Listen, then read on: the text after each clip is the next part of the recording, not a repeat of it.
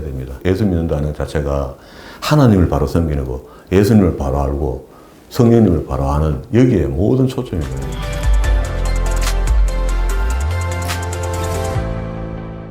오늘도 하나님께서 저와 여러분에게 주시는 말씀은 사무엘상서 3장 1절 이하의 말씀을 통하여 어린 사무엘을 부르심을 보라 하신다는 말씀의 제목으로 하나님의 말씀이 선포될 때에 하나님의 목적, 하나님의 계획, 하나님의 뜻이 잘 들려져서 그 말씀에 순종할 때 주시는 참복을 마음껏 누리시는 저와 여러분 되기를 주의 이름으로 축원합니다.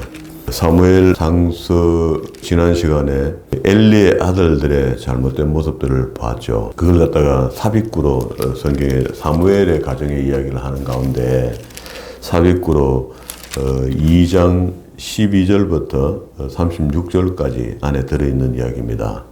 그 안에 들어있는 이야기 속에 짧게 또 삽입구로 이야기한다면은 18절과 21절에 있는 말씀은 한나의 이야기를 다시 하고 있잖아요. 사무엘이 어렸을 때에 세마포의 에봇을 입고 여호와 앞에 섬겼더라. 그 의미가 매년 유월절 지킬 때마다 옷을 만들어서 올라갔다. 섬겼다는 그런 이야기잖아요. 그 이야기가 있고 그 집에 이제 태의 문이 열려서 21절에 여호와께서 한나를 건구하사 그로 잉태하여 세 아들과 두 딸을 낳게 했다. 그리고 여기 사무엘까지 보태면은 7명이죠. 이게 하나를 하나님께 드리고 나머지 6을 얻은 겁니다. 총 7명의 자식을 낳게 되고요. 이렇게 하나님이 하시는 일은 요렇다 하는 이야기입니다. 이게 물론 앞에 삼손도 역시 태의 문이 닫혀 있는 것을 문을 열고 첫 딸을 내게 가져와라. 이렇게 해서 첫 딸을 받아서 하나님 일꾼으로 삼으신 거거든요. 그런데 시공간으로 따지면은 사무엘과 삼손 사이에는 굉장히 개입이 있습니다. 이게 많은 시간들이 흐르고 난 뒤에 사무엘 한 사람을 또 택하였거든요.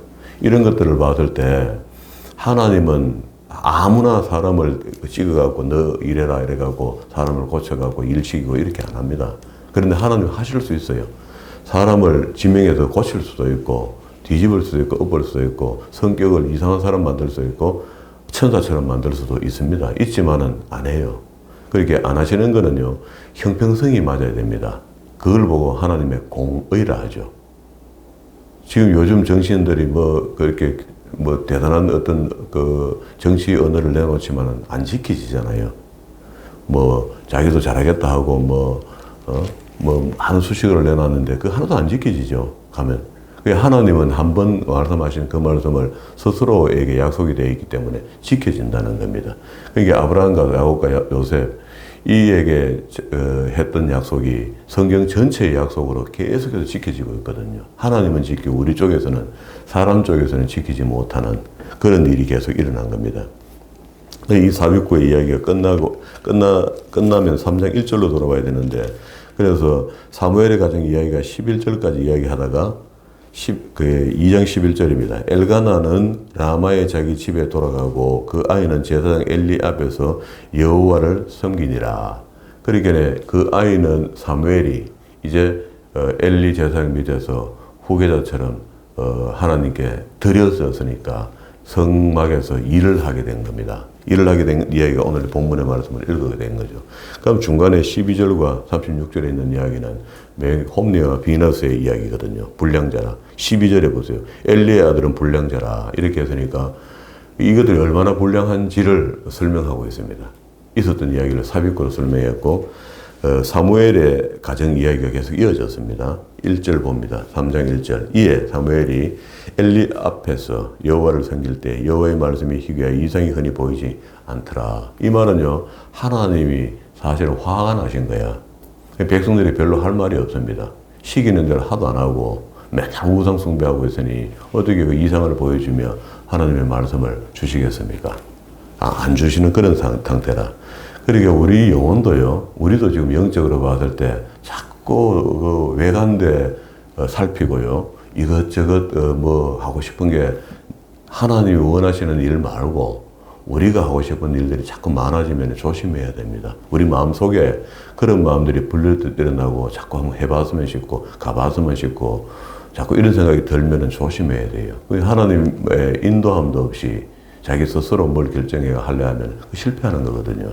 2절에 엘리의 눈이 점점 어두워져서 잘 보이지 못하는 그때에 그가 자기 처소에 누웠고 하나님의 등불은 아직 꺼지지 아니하였으며 등불은 안에 그 성막 안에 등들을 이야기하는 겁니다. 그렇게 하루에 태워야 될 기름을 다 넣어서 7등들을 태우는데 아직 안 꺼진 상태다 하면 시간이 대충 나와요. 어느 시점 됐다. 그 초저녁이 됐겠죠.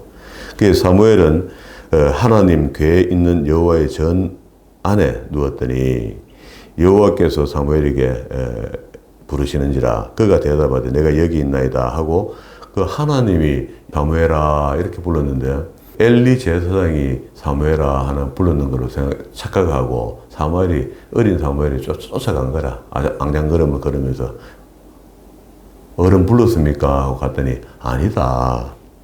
엘리에게로 달려가니 가로되 당신이 나를 부르셨기로 내가 여기 있나이다. 가로되 나는 부르지 아니하였으니 다시 누워라. 그가 가서 다시 누웠더니 두 번째 6절에 여호와께서 다시 사무엘을 부르시느니라. 사무엘이 일어나 엘리에게로 가서 당신이 나를 부르시기로 내가 여기 있나이다. 대답하되 내가 내 아들아 내가 부르지 아니하였으니 다시 누워라 하니 그게 사무엘이 엘리에게 하나님께서 말씀이 임한 때가 한참 됐죠. 한참 됐는데 처음에는 무슨 일이 벌어지는지를 감각적으로 못 느끼다가 한 세 번 정도 하니까 아하 하나님이 이제 사무엘을 부르는구나 걸 그 엘리 제사장이 깨달은 겁니다. 돌아서 누우라 했는데 7절에 보니까 사무엘이 아직 여호와를 알지 못하고 여호와의 말씀도 아직 그에게 한 번도 그렇게 나타난 적이 없는데 이게 첫 경험을 하고 있는 겁니다. 그래서 세 번째 여호와께서 사무엘을 부르신지라 그가 일어나 엘리에게로 가서 가로되 당신이 또 나를 부르셨기로 내가 여기 있나이다 하기는 엘리 제사장 잠도 못 자고 맨날 왔다 갔다 깨이고 이런 상황이 된 겁니다. 그때에 엘리가 여호와께서 이 아이를 부르신지를 그때 깨달았다는 겁니다. 둔감하죠.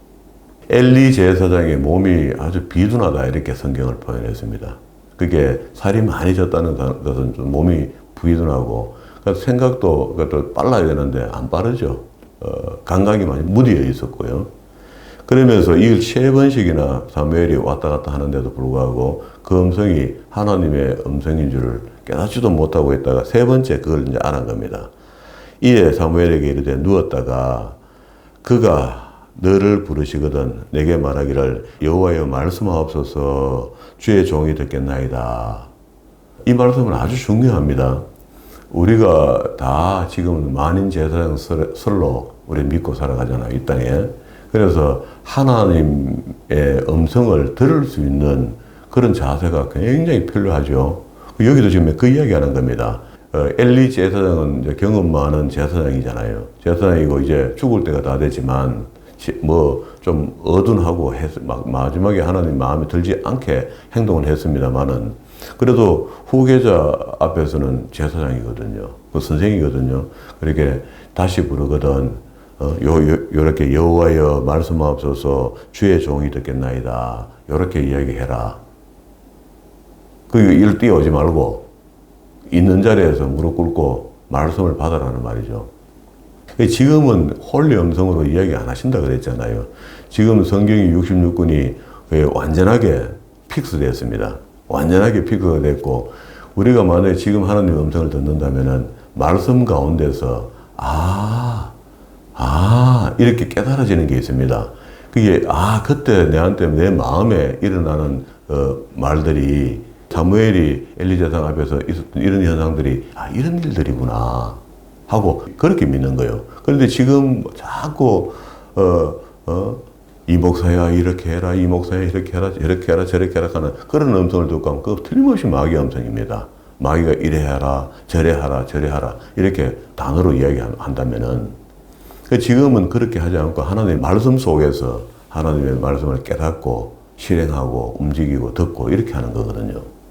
근데 많은 사람들이 그걸 오해해서 하나님의 음성을 들으려고 매달리는 거라. 우리나라 열심히 했을 때는 열심히 한 건 참 좋은데 잘못된 건 잘못됐더라고 인정하고 돌려야 되는데 안 돌려요. 안 돌려. 지금도 여전히 하나님의 음성도 들으려고 하는 사람들이 얼마나 많습니까? 그러면 그때는 그랬단 말이에요. 성경이 완성되기 전에. 여호와의 말씀하소서 주의 종이 듣겠나이다. 이에 사무엘이 가서 자기 처소에 누웠습니다. 네 번째 하나님께서 부르십니다. 여호와께서 임하여서서 전과 같이 사무엘아 사무엘아 부른지라. 사무엘이 가로되 말씀하옵소서 주의 종이 듣겠나이다. 시키는 대로 했어요. 그렇게 하나님이 기특하잖아요. 11절에 여호와께서 사무엘에게 이르시되 보라 내가 이스라엘 중에 한 일을 행하리니 그것을 듣는 자가 두 귀가 울리리라. 그러니까 지금 엘리 가문이 아주 중요한 가문이잖아요. 제사장의 가문입니다. 가문인데 홈리와 비나스가 하나님의 제물을 지가 먼저 맛보고 말이야. 그거요 충분히 그 제사장 집의 아들이니까 할 수 있는 일입니다. 누가 말리지도 못합니다. 사람으로서는. 충분히 할 수 있는 일이야. 그런데 그거 하면 안 돼. 그걸 발견하고 그 소식을 들었단 말이에요. 성막에 일하는 사람들이 제사장님 옷에 아들들이 좀 그렇습니다 하고 이래 직언을 누가 했을 거단 말이에요. 했는데 듣고 난 뒤에 한다는 이야기가 얘들아 너희가 한간에 너희들에 대한 소문이 좋지 아니하니라. 거기 알아서 단디 듣고 똑바로 하라 이 말이거든요. 그건 아니죠. 몽둥이를 가져와 갖고요 호통을 쳐야 됩니다. 알아듣도록. 그거는 사랑의 매가 되잖아요. 아이가 바로 돌아와야 지금 살잖아요. 죽게 생겼습니다. 그런데도 아버지가 비둔하여 성격이 굉장히 좋은 것 같아요. 한간에 너희들의 소문이 좋지 못하느니라. 똑바로 하여라. 이렇게 이야기했다는 거야. 그 불이 나게 이야기를 해야 되죠. 이게 무슨 소리냐 말이야. 너 지금 뭐하고 다녀? 이리 와! 전부 다. 하고 막 그 밑에 따라다니는 종들까지 다 불러갖고 말이야. 막 호통을 치고 말이야. 죽으려고 약을 써나갑니다 말이야. 우리말로 하면은 막 호통을 쳐줘야 되는 거거든. 그래야 살죠. 그 지금도 여전히 똑같습니다. 성도가 잘못할 때 목회자가 뭐렇게 해야 됩니다. 뭐렇게 해야 살죠, 성도가요. 잘못된 부분을 지적해 줘야 되죠. 이야기해야 되죠. 그 이야기하는데도 못 알아듣는 방법이 없지만은 어쩔 수 없잖아요. 그때 보세요. 내가 엘리의 집에 대하여 이번 네 번째 하나님을 만나는 사무엘이 엘리 제사장의 집에 대한 저주를 하나님이 사무엘에게 이야기를 해줘요. 사무엘의 첫 영적 과업이 사무엘 입에서 엘리 제사장 집이 망하게 됐습니다. 멸문당하게 됐습니다. 라는 것을 선포해줘야 될 그런 상황이 됐습니다. 그런데 그걸 그대로 이야기 다 해줘요. 엘리 제사장이 하라 그래요. 보세요. 여호와께서 사무엘에게 이르시되 보라 내가 이스라엘 중에 한 일을 행하리니 그것을 듣는 자마다 두 귀가 울리리라. 내가 엘리 집에 대하여 말한 것을 처음부터 끝까지 그날에 그에게 다 이루리라. 하나님이 엘리 제사장의 집에 대한 저주를 사무엘에게 이야기하면 사무엘은 입이 열려 그 이야기를 엘리 제사장 집에 다 이야기 전해줘야 되는데 이거 과연 어린 아이가 그걸 전해주겠단 말이죠. 두렵기도 하고 처음으로 하는 이야기인데 내가 그 집을 영원토록 심판하겠다고 그에게 이런 것은 그의 아는 죄악을 인합니다. 봐요. 실수했고 모르고 어쩌면 하는 이런 일로 만약에 실수했다면 여분이 있습니다. 기회가 있고요. 많이 아는 일을요 거듭 짓는 거요. 이거는요 사할 제사가 없습니다. 원래 구약이 그렇게 말씀하셔요. 그렇게 많이 알면서 거듭 행하는 죄 그에 대해서는 사할 제사가 없다 해요. 하나님께 대하여. 그게 죄악을 인하면 이는 그가 자기 아들들이 저주를 자청하되 누가? 아버지는 가만 보고 있었다는 거라.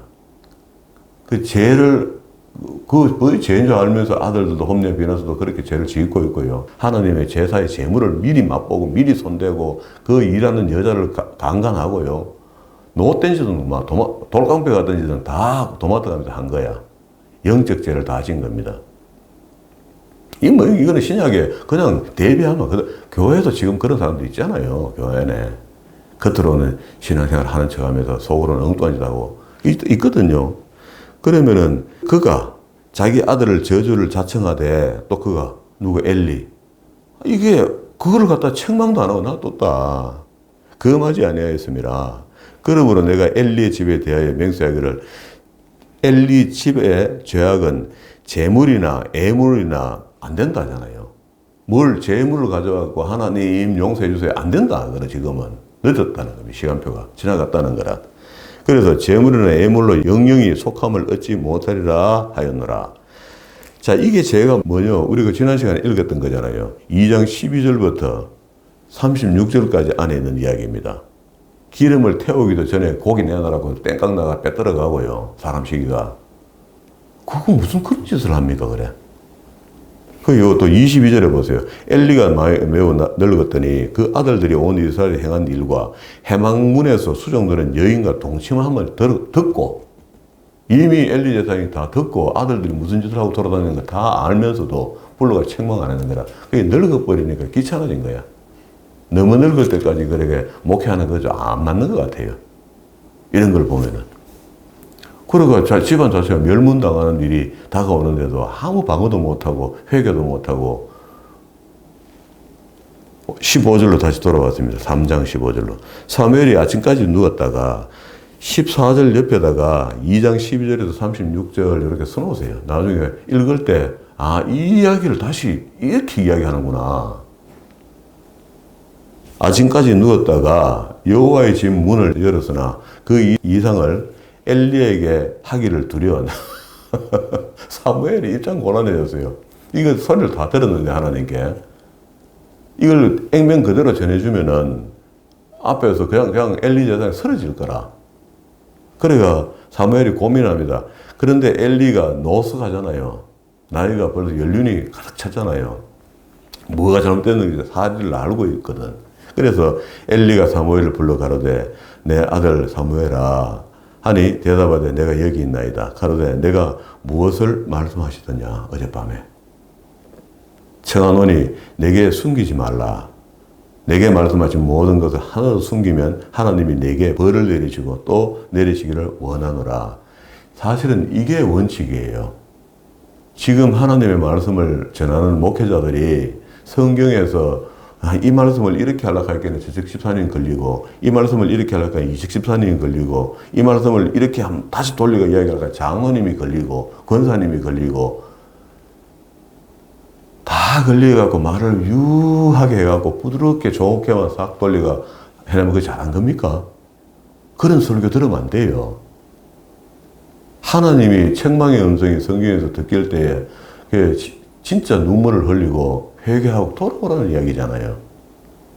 그게 그런 목사는 알든지 모르든지 그건 상관없고 강단에 서면은 공적인 말씀을 공적으로 선포해 줘야 되는 거라.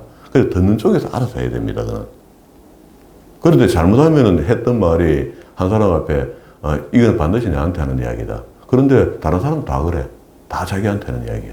은혜가 있는 사람에게는 그게 감사로 느끼고 은혜가 없는 사람은 가시로 느끼기 시작하는 겁니다. 똑같은 말씀 똑같은 시간에 똑같이 듣고도 그렇게 바뀌거든요.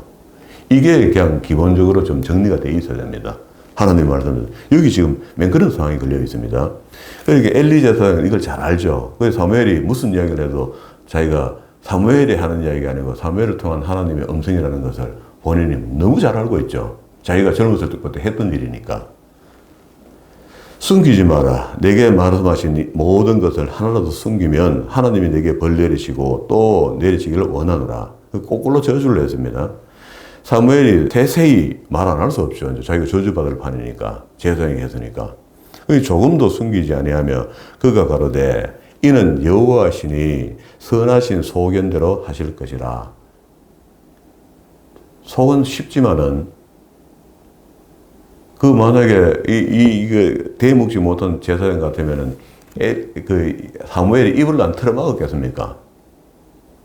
째배란 게 막 못하는 말이 없네 하고 말이야. 온갖 소리를 다 안 했겠습니까? 그렇게 하지 않고 그게 하나님의 말씀이고 하나님 뜻이라면은 하나님의 선하신 소견대로 하실 것이라 하고 이야기를 달게 됐습니다. 그리고 사무엘이 그런 계속 자라고 여호와께서 그와 함께 계셔서 그 말로 하나도 땅에 떨어지지 않겠다. 그렇게 사무엘 입에서 이제 선지자 역할을 이제 해내잖아요. 하나님의 말씀이 주어지고 할 때마다 백성들은 그걸 듣고 또 순종하고 이렇게 하는 거라. 그렇게 그게 입에서 나오는 말이 하나도 버릴 말씀이 없다. 다 하나님의 말씀이었다. 그리고 단에서부터 브엘세바까지, 우리나라 같으면 백두산부터 하라산까지. 그래서 전 나라를 온 이스라엘이 사무엘은 여호와의 선지자로 세우심을 입은 줄을 처음보다 이제 알았다는 겁니다. 왜? 그 입에서 자꾸 하는 말씀이 선포되니까. 여호와께서 실로에서 다시 나타나시되 여호와께서 실로에서 여호와의 말씀으로 사무엘에게 자기를 나타내시니, 사무엘과 하나님이 이제 엘리 제사장과 떠나 사무엘이 이제 하나님의 일을 해내는 사람으로 이렇게 이제 온 백성들에게 다 표현이 된 겁니다. 그러면 이제 이 남은 집, 이거 엘리 제사장의 집을 멸문시켜야 되잖아요. 아까 그 저주했던 말씀대로. 그게 4장에 나오고 5장, 6장까지, 7장 2절까지 나왔다고 보면 되겠네요. 2장. 그리고 7장이 3절 위에다 올라가서 미스바 성회를 여는 거, 이스라엘 백성들이. 무슨 일이 생겨서 미스바 성회를 여는 거를 7장으로 보면 되겠네요. 그죠? 그래서, 다시 여기서 회개하고 하나님 앞에 다시 전쟁에 나가니까 블레셋과 전쟁에서 이기더라는 이야기거든요. 그러면 이 블레셋과 전쟁이 이제 시작되는데 하나님이 집에 있다가 그냥 콱 죽도록 또 만들겠지만 그렇게 안 해요. 공식적으로 누가 봐도 흠이 없도록 그렇게 만들어 가는데요. 이때도 여전히 블레셋이 힘을 강하게 해서 매일 이스라엘을 공격해 오는 거라. 그리고 사무엘 때도 그런 겁니다. 그런데 이제 이때가 이제 공식적으로는 누굽니까? 제사장 가문이 엘리 제사장의 가문이니까 아버지가 늙어서 법궤 들고 전쟁 나가는데 제일 앞에 나갈 수 없단 말이죠. 그러니까 아들들이 제사장이니까 대를 이어서 그 아들들이 전쟁 나갈 때 하나님이 전쟁을 도와줄 거라 이렇게 믿고요. 법궤를 들고 나가요. 지성소 들어있는 법궤를 제일 앞에다가 우리나라 신은 이기다 이렇게 표현하는 겁니다. 그래서 이스라엘은 나아가서 블레셋 사람과 싸우려고 엘리에셀 곁에 진치고 블레셋 사람들은 아벡에 서로 마주보고 진치고 있습니다. 이스라엘을 대하여 항오를 벌이니라. 이 둘이 싸우다가 이스라엘이 블레셋 사람 앞에서 패하여 그들에게 전쟁에서 죽음을 당한 군사가 4,000명 가량이 되고요. 백성이 진으로 돌아오매 이스라엘의 장로들이 가로되 여호와께서 어찌하여 우리로 오늘 블레셋 사람 앞에서 패하게 하였는고, 여호와의 언약궤를 실로에서 우리에게 가져다가 우리 중에 입하여 그것으로 우리를 원수들의 손에서 구원하게 하자 하니. 그래 일단 전쟁 나갔다가 일진이 가서 패하겠네, 이제 하나님을 앞세워 가야 되겠다 하고 마음을 돌린 거죠. 그래서 실로에 있는 법궤를 갖고 올라갑니다. 본전쟁을 하러 올라가는 거죠. 이에 백성들이 실로에 보내어 그 그룹 사이에 계신 만군의 여호와의 언약궤를 거기서 가져왔고, 엘리의 두 아들이 홈리와 비나서 봐요. 이 사람들 두 사람들 이때까지 신앙생활을 했던 거는요, 법궤 근처도 못 가요. 그 만지면 죽도록 되어 있습니다. 아예. 그런데 만져도 안 죽도록 하고 그 지고 가도록 만들어준 거라. 그러면 그 가면서도 회개하고 정리해야 될 판에, 야, 내가 이 못된 짓을 하고 있는데도 하나님이 법궤를 만지도록 하는구나 하고 황송하게 생각하고요. 그 회개하든지 뭐 해야 되겠는데 그것도 안 하고 끝까지 뻗어시 자기는 아주 괜찮은 것처럼 그렇게 해서 이제 두 아들 홈리와 비나서는 하나님의 언약궤와 함께 거기 있었더라. 여호와의 언약궤가 지인에 들어올 때에 온 이스라엘이 큰 소리를 쳐서, 그게 이스라엘 대진하고 있는 중간에 1차 전쟁에 붙었다가 한 4천 죽고 난 뒤에 대립 상태로 되어 있는 상태에서 실로에 가서 법궤를 빨리 갖고 올라온 겁니다. 올라가 법궤 앞에 내면은 요술방망이처럼 하나님께서 이기게 안 해주겠나 하는 그런 의미죠. 근데 그렇지 않습니다. 큰 소리로 외치면 땅이 울린지라. 블레셋 사람이 외치는 소리를 듣고 가로되 히브리 진에서 큰 소리로 외치면 이거 무슨 소리냐? 이렇게 물어요. 자기들끼리. 하다가 여호와의 궤가 진에 들어온 줄을 깨달았다. 블레셋 사람이 두려워해 가로되 신이 진에 들어왔다 하고, 그때는 전쟁할 때 자기 신이 전부 다 제일 먼저 앞에 서서 전쟁을 시작하거든요. 그러면 이제 블레셋 신은 다곤 신인데, 그것도 블레셋도 자기 신을 가져올 거 아닙니까? 그러면 이제 이렇게 되면 이제 사람 대 사람이 전쟁을 하고 지면은요, 그 신이 진 걸로 됩니다. 근데 이 전쟁을 하다가 이스라엘이 패전하고 도망가면서 법궤를 내버리고 도망간 거야. 그러면 블레셋 사람들이 법궤를 가지고 간 거죠. 하나님이 이렇게 만든 겁니다. 10절에 블레셋 사람을 쳤더니 이스라엘이 패하여 각기 장막으로 도망하였고 사륙이 심히 커서 이스라엘의 보병이 엎드려진 지가 그 죽은 사람이 2차에서 한 3만 명 죽고, 11절에 하나님의 궤는 빼앗겼고 엘리의 두 아들은 홈리와 비나서는 죽음을 당하고, 그것도 적살했고요. 그리고 여기 18절에 보면은 하나님이 교회를 말할 때에 엘리가 자기의 의자에 자빠져 문 곁에서 목이 부러져 죽고 그가 이스라엘의 사사가 된 지 40년 만에 이제 죽었습니다. 그렇게 제사장이라 했다가 그 죽은 사람의 이야기를 또 사사라고 또 표현도 하죠.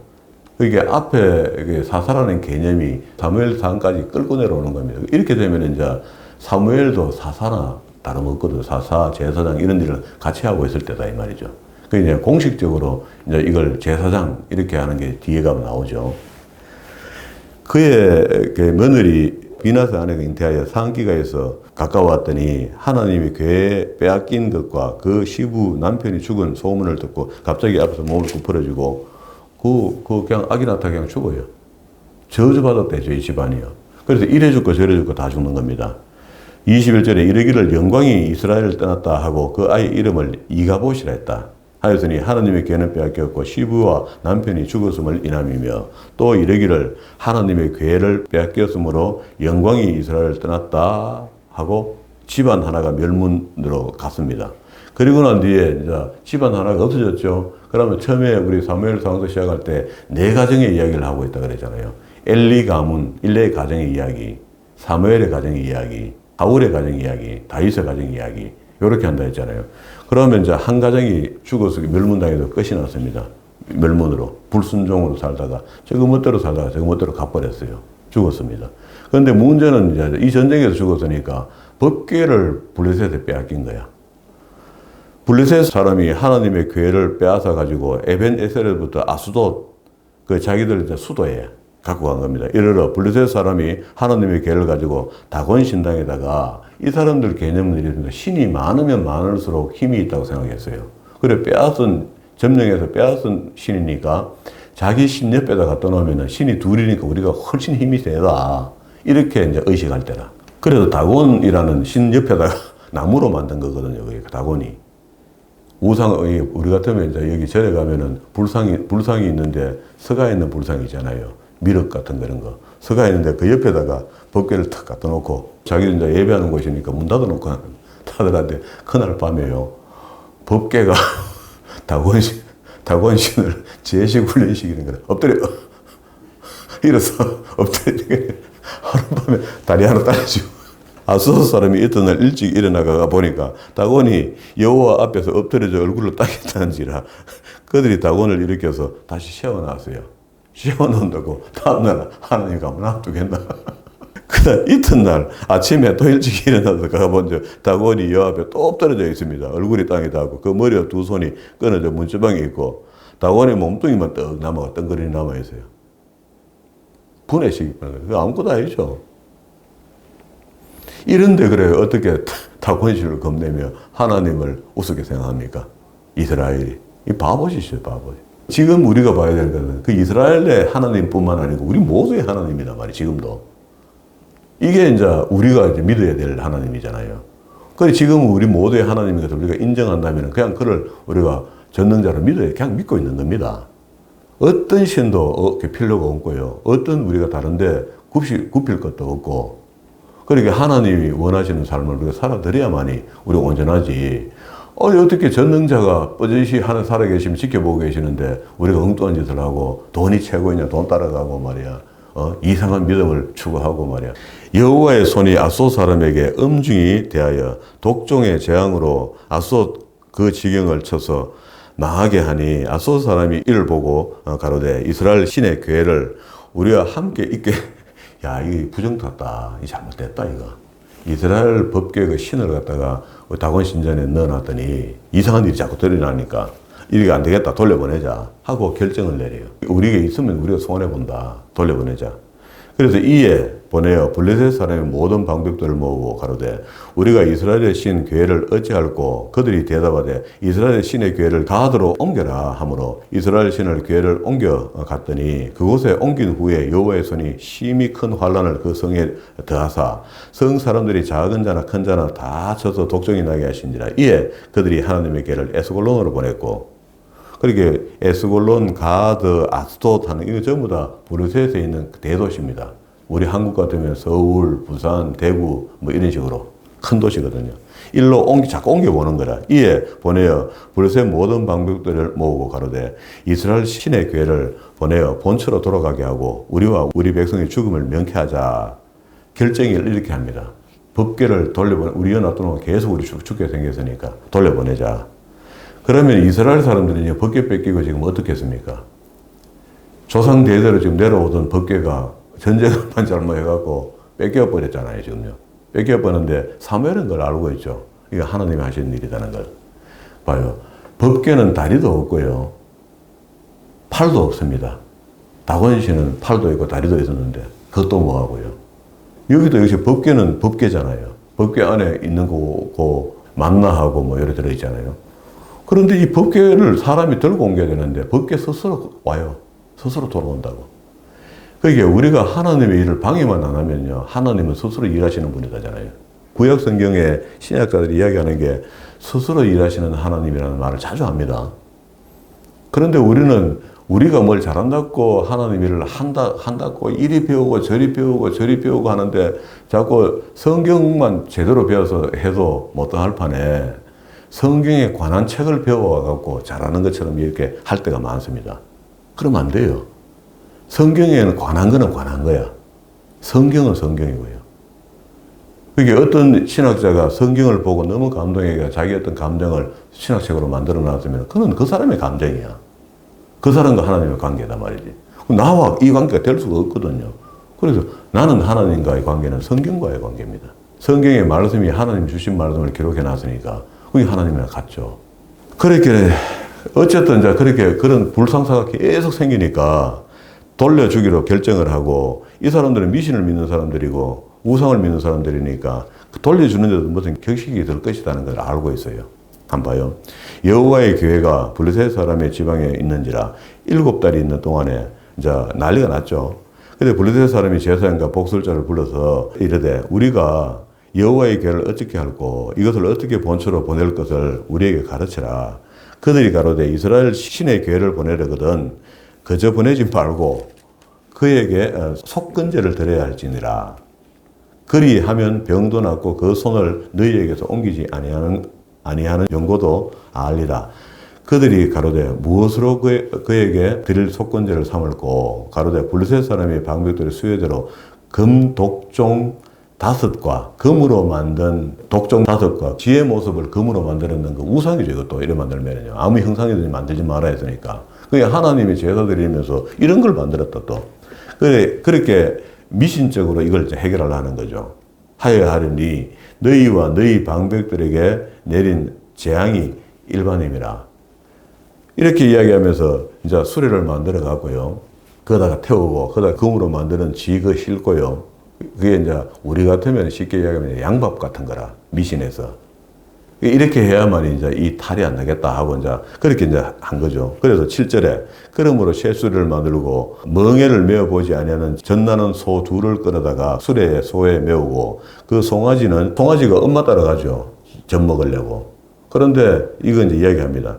때에 집으로 돌려보내고 여호와의 궤를 가져다가 수레를 싣고 속건제를 드릴 금 보물은 상자에 담아갖고 그 곁에 주고 그것을 보내어 가게 하고 보아서 궤가 그 본 징역으로 올라가서 베스메스로 가면 그 재앙이 우리에게 내린 것이고 또 그렇지 아니하면 우리의 친 것이 그 손이 아니요 우연히 우리한테 이런저런 재앙들이 생긴 것이다 라고 이제 믿겠다고 자기들끼리 결정을 해놓은 기라.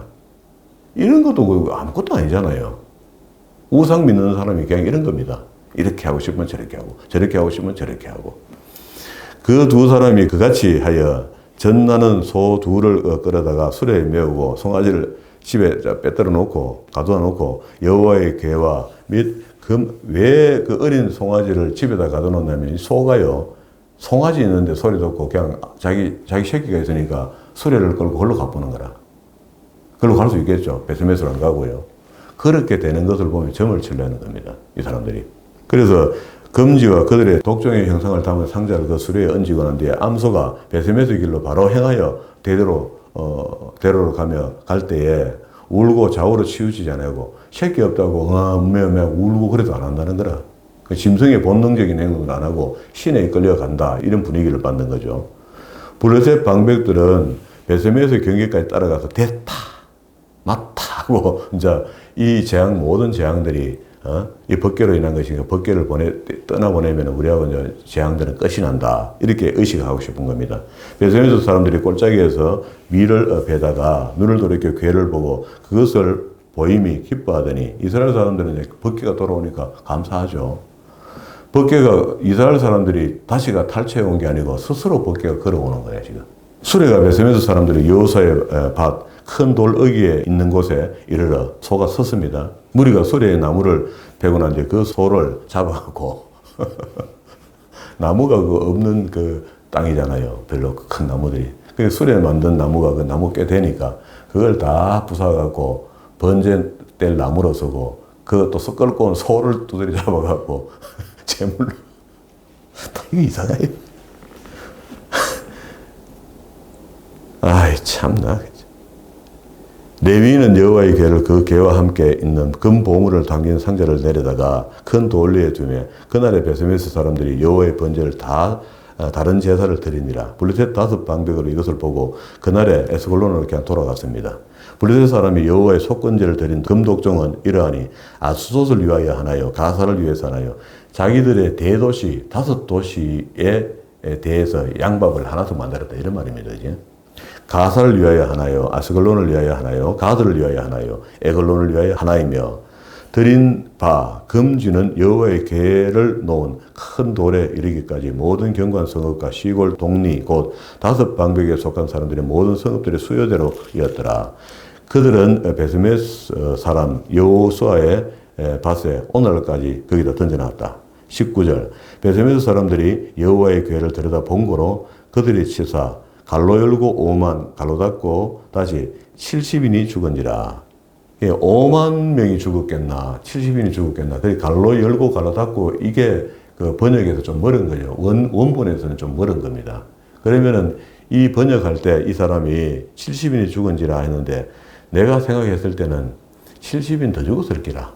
갈로 열고 5만상 죽었다. 이런 표현을 이렇게 해요. 그게 번역자의 마음이 갈로 닫고 갈로 열고에 들어가 있는 겁니다. 상당히 많이 죽었을 것이다.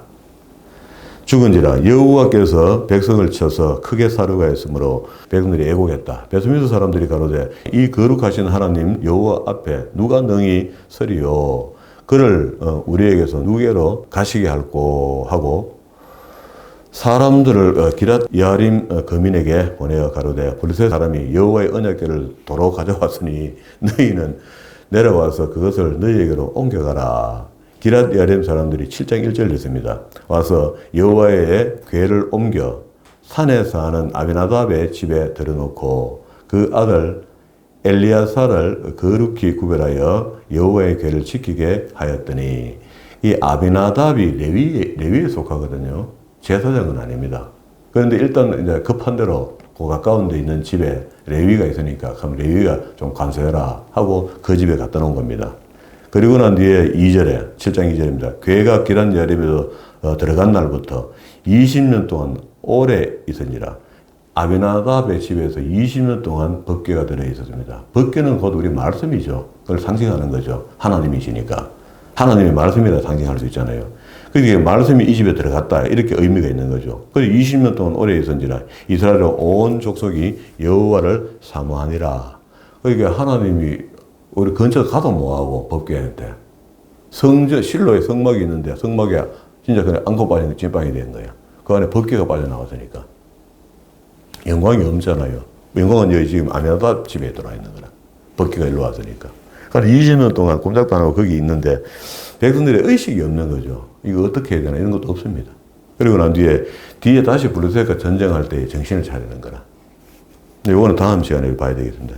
이제 7장 3절부터 일단 미스바 성회를 다시 모집해서 회의를 하면서 다시 이스라엘이 하나가 됩니다. 이런 이야기 이어집니다. 그러니까 사무엘의 가정 이야기가 이제 8장 말미까지 되고 9장 1절부터 이제 사울의 가문 이야기도 있지만 사울의 가문 이야기가 또 시작되거든요. 그럼 또 다른 가정 한 가정이 나타나는 거죠. 사울의 가정 이야기 쭉 이어지다가 중간에 골리앗 때문에 다윗이 나타나므로 소년 다윗이 또 자기 사역을 시작하게 되니까 그때부터 다윗의 가정 이야기가 시작되는 거라. 그래서 11개 하서 2장까지 끝까지 가서 2장 끝에 죽거든요, 다윗이.